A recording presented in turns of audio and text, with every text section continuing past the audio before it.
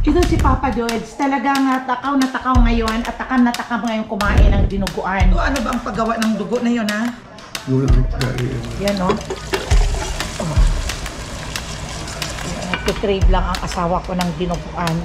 At yun talaga ang Pilipino na dish. Ito na yung dinuguan ko.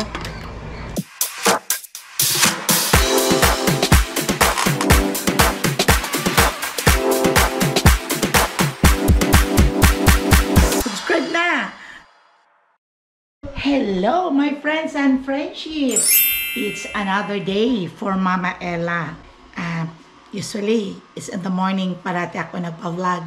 Pagising ko sa umaga, para the whole day, ay makover up ko lahat ang ginagawa namin ng buong araw. Pero very simple lang naman ang life na ko dito sa Amerika. Paulit-ulit. Yun lang ang buhay. Wala naman ang mababago.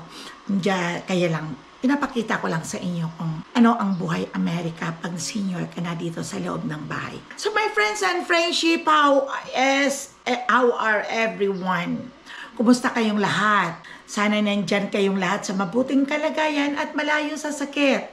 At kahit papano ay ini-enjoy ang buhay. Correct, my friends and friendship. Just enjoy life. At sa mga senior, at konti na lang ang buhay natin natitira sa mundo, pero samantalahin natin habang buhay pa tayo. Sa mga bata, enjoy ang buhay pero katamtaman lang. Ang isipin parati ay magtrabaho at mag-ipon para sa kinabukasan dahil mga bata pa kayo. Kaming mga senior, no need na. Dahil wala na kami papuntahan. Doon na kami, kumbaga last trip ng aming trip ngayon. So, kayong mga bata, ina-advise ko sa inyo, ay enjoy lang ang buhay habang nagtatrabaho at mag-ipon ng konti, huwag tipirin lang ang sarili. Kung pagkain, kain lang na alam niyo yung healthy sa katawan ninyo. Pero hanggat malalagpa, huwag muna ninyong bibilhin. Ay huwag kayong bibili yung mga bagay na hindi naman importante. Katulad halimbawa, bili ng damit. Pumili lang kung walang-wala. Kung mayroon pa naman, recycle. O, diba? O kaya, kung may pupuntahan lang, bibili. Huwag mag-ipon. Yung magiging hoarding ka, mag-ipon ng mga kung ano-ano na hindi mo pa naman ginagamit.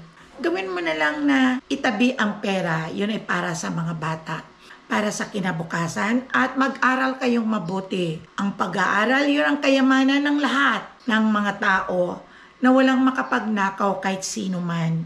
Kaya, study lang kayo. Kahit anong hirap ng buhay ay mag-aral. At yon ang iyong kayamanan. O, diba? May good advice na naman si Mama Elang na ibigay sa inyo. Okay. So, magre-ready ako at ayun na si Apo. Say hi! Hi! Doon nakagigising. Wala ang mga parents.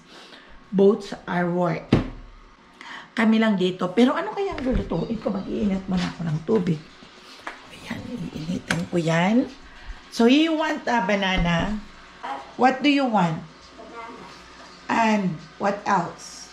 Ha? Waffle? No, I don't have any more.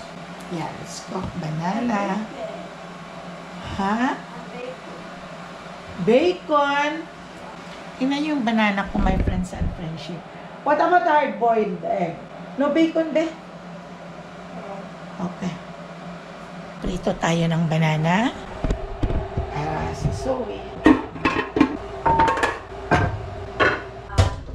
Magluluto sana ako ng dinuguan. Pero hindi ako nakabili ng may dugo. Pero hindi ako nakabili ng yung sprout. Ano ba tawag doon din? Snout? Yung snout. Yung ito. Kalimutan ko kahapon. Dito sa Amerika ay pag nandito ka sa bahay, ay ganito ang iyong ginagawa. Tapos na makapaghugas ng mga plate at tutuyuin na umagahan. Ilalagay naman ulit sa lalagyan. Paulit-ulit.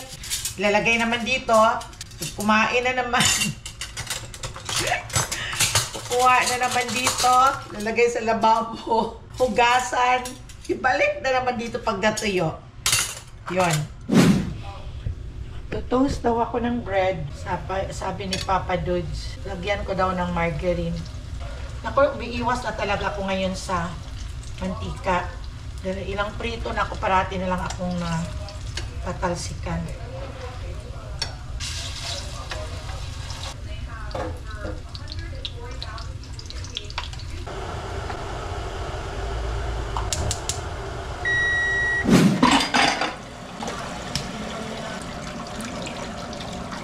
So, you give to Papa the yolk, ha? Kasi puti lang ang kinukuha niya. Ito yung kay Zoe at siguro ito.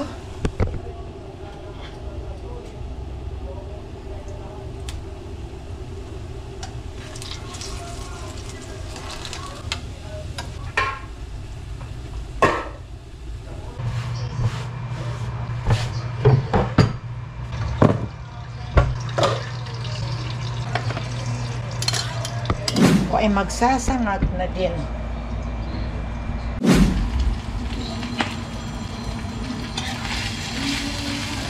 Is that so?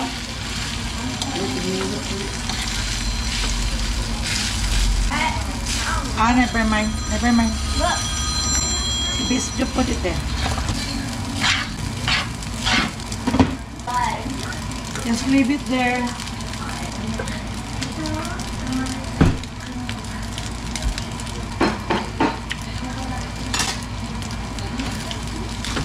Sinasangag ko to dahil mamaya madali sa sobrang init. Madali lang mapanis ang kanin.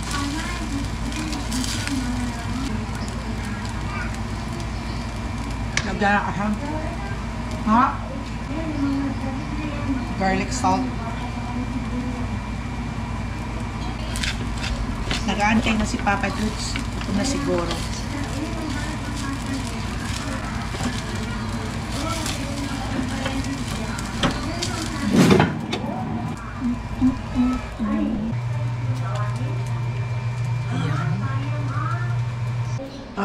Timplan kita ng kape. Ay, marami ka na. Lagay mo dito yung egg mo lang. Ihalo mo. Yung go mamaya. Yeah. Kahit patis lang daw. Okay.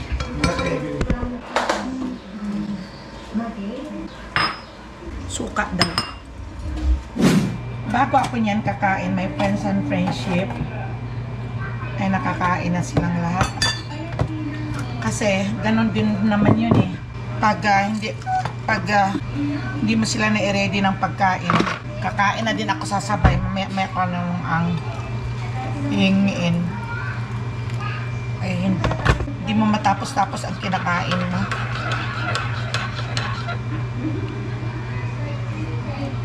Okay na siya.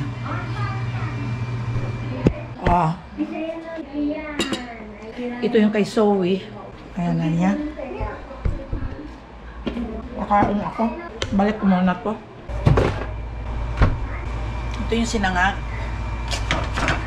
Tiglalagay ko ako sa ay, ang sarap ng tutong, my friends and friendship. Oh, sarap.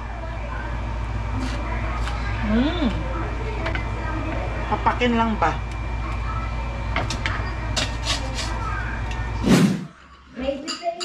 Kain na tayo. Ito nga, kain ko yung tutong. Gusto ba di dukot? Yeah.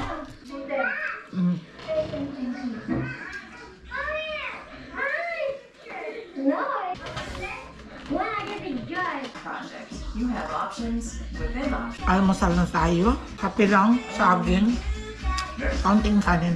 Nakapagdilig na ako ng tanim kasi mainit na naman ngayon. More than 100 degrees. Mainit ngayon. Sa Arizona daw, kahapon, sabi sa news, 107 degrees. Ngayon, magdo-double pa daw. Mag 117. Kaya pinapa-careful sila. Niwanan din ni Zoe yung toasted bread.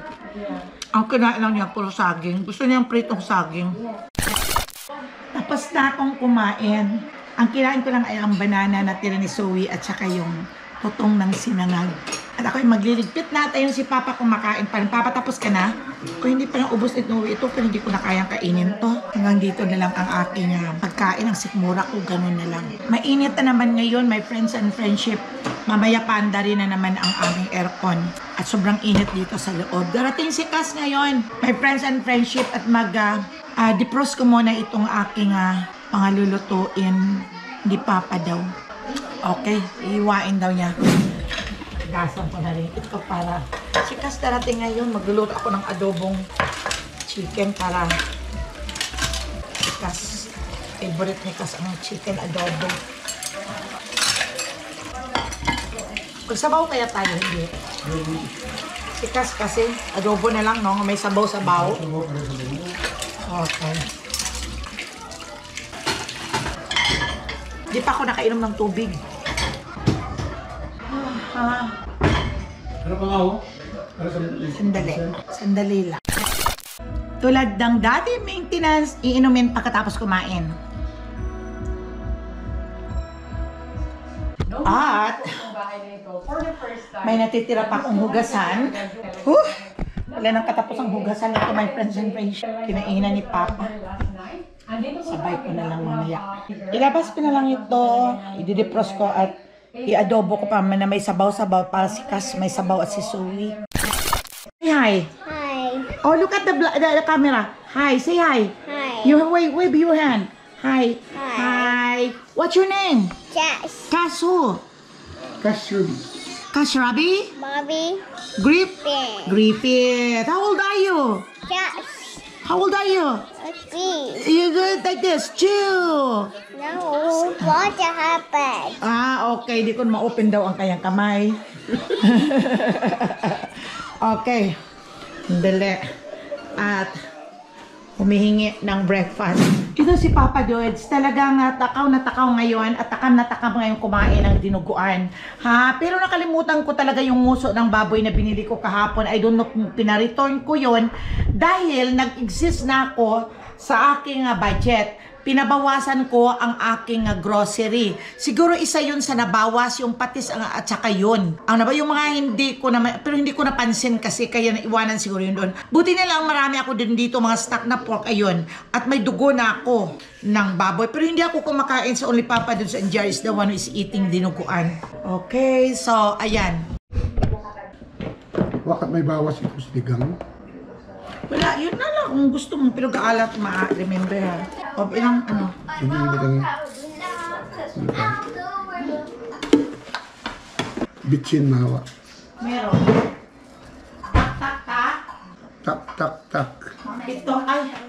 Pag nagluto kasi siya ng dinuguan, kami dito sa bahay, ay maasim naman na namis. Yun ang pagluluto. Hindi kami nagluluto na walang suka. Kailangan may suka, parang wala ang langsa. At nakapokus ang yung taste doon sa maasim at konting namis-namis. Kasi pag walang suka, matitaste mo talaga, malalasap mo na malangsa. Kaya mas okay na maasim, na namis-namis siya at puno ng mga ricados.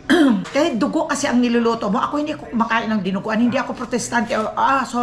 Hindi ako ibang relihiyon. Kaya talagang hindi ako kumakain.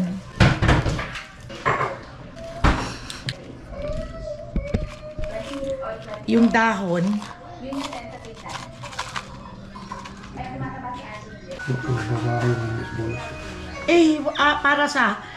para ito sa adobong chicken. Mabuti pa kung ganito na lang ang bibilhin ko, yung walang balat. Kahapon, wala kasi silang stock na yung buo, yung na yung may balat. Hindi daw dumating. Kaya ito lang ang nakuha ko. Kaya ito mas okay, pareho lang naman ang presyo eh. Ito na binalata na kaagad. At pakihalo na lang ito para sa adobo na chicken.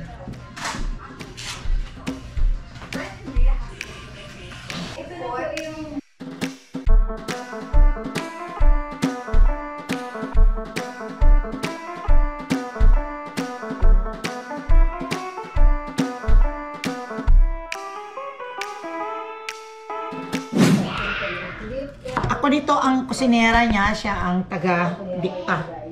Didiktahan niya ako.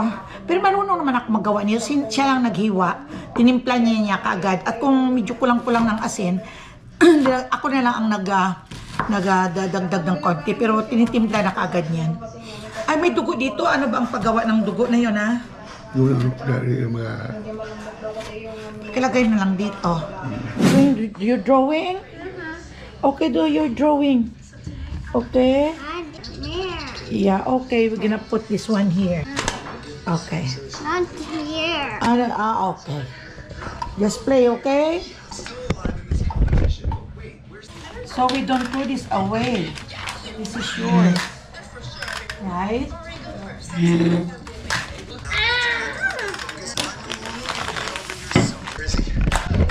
Ganyan lang yan sila naglalaro doon. Pero ang kalat nila humanda si Mama Ella.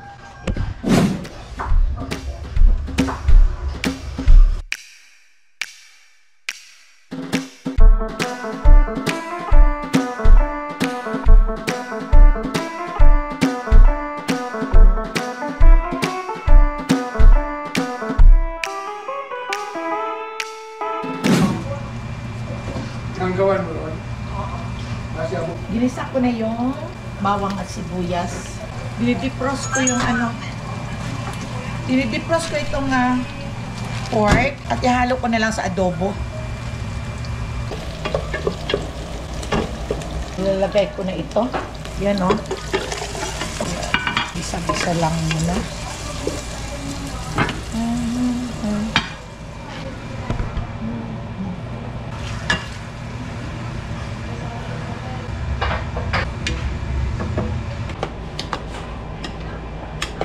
Ito na yung dinuguan ko. Ayan. Pinapakuluan ko lang.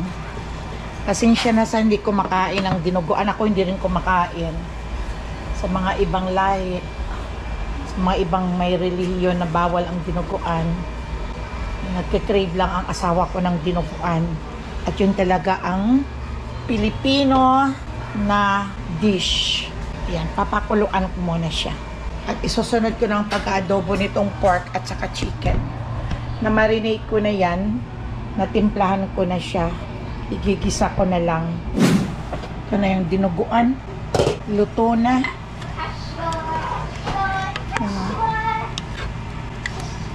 Kaunti lang yan. JR lang naman nakakain yan. At saka si Papa Dukes.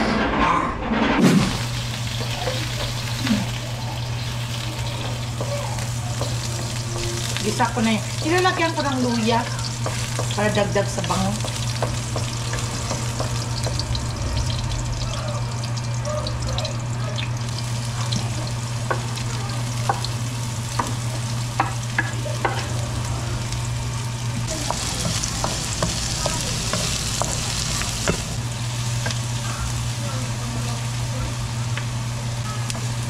Masarap kasi pag siya medyo brown-brown ang pagkaluto ng sibuyas at saka bawang.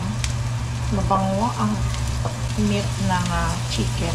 Hinalo ko lang itong chicken meat at saka yung pork. Ito yung pork walang taba. Yung pang steak. Tagal na yan sa rep. Siguro mga 3 weeks na yan. Isa na lang ang natira. Isang hiwa. Ihalo ko na. Sandali lang. Dagdagan ko ng kaunti. Nakalimutan ko yung star margarine. Dagdagan natin para malasa. Ayan.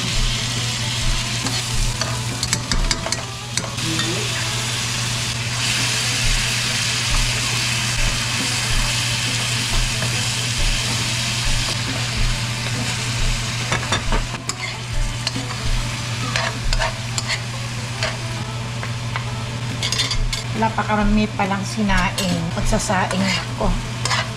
Pagkatapos nito. At ang ihalo ko ito yung minarinita niya. Ayan. Dagdagan natin ng konting tubig. Hindi ko pa masyado itong tinimplahan. Mamaya ko na ito timplahan kung malapit ng ma-drain ang water.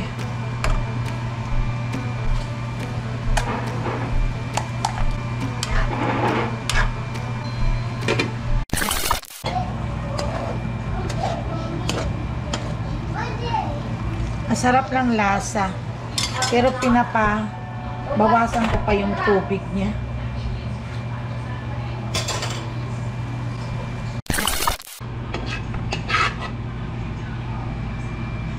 Ito na yung adobo. Kung kaunti lang ang niloto ko. At hindi naman mauubos. Ano ito, breast chicken at nilagyan ko rin ng puro laman ng pork. Tapos, nagmamantika siya, nilagyan ko ng olive. Yan ang gusto kong adobo. Pero gusto nyo, minsan nilagyan ko ng sabaw. Dahil sikas. Masarap sa kanin. Ayan o. Pwede pa ditong ilagay yung kanin na natitira. Ayan. Ayan. Isa sa masira lang dyan ang kanin. Ito, kahit wala ka ng ulam, pwede na.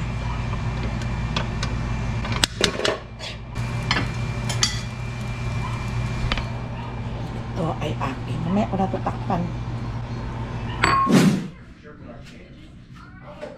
Kaya pagkatapos ko na magluto, ay nililinis ko muna ang mga dinadaanan ko para malinis.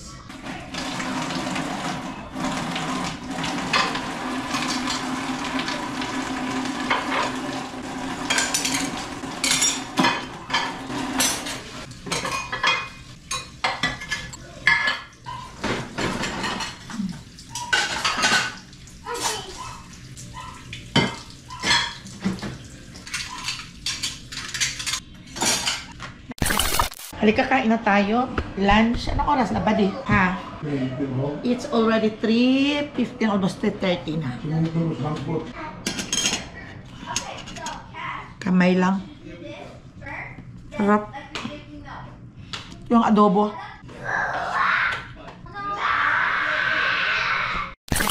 Till next time in my next video. Thank you for watching.